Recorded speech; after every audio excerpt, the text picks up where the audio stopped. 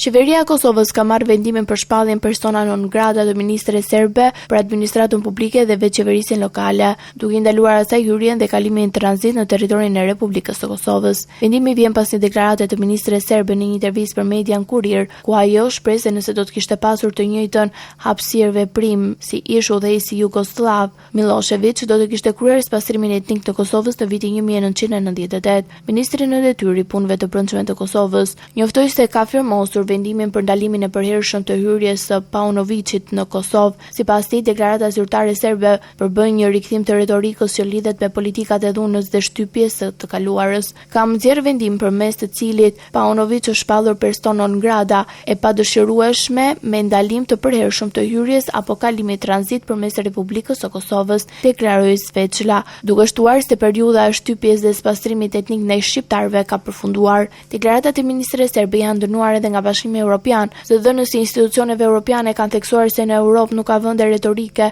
që justifikohen apo promovojnë spastrime etnike, ndërsa kanë kërkuar që liderët politik të kontribuojnë në uljen e tensioneve dhe forcimin e besimit në rajon. Edhe Komisionera Europiane për zgjerimin Marta Kos reagoi ndaj deklaratave të Paunović, duke cilësuar ato të papranueshme dhe në kundërshtim me parimet mbi të cilat është ndërtuar Bashkimi Evropian. Vendimi i Prishtinës se ndalon ministren serbe të hyjë në territorin e Kosovës në një kohë kur marrëdhëniet mes dy vendeve vijojnë të mbeten të tensionuara dhe dialogu për normalizimin e tyre në ndërmjetësinë e BE-s përballet me vështirësi.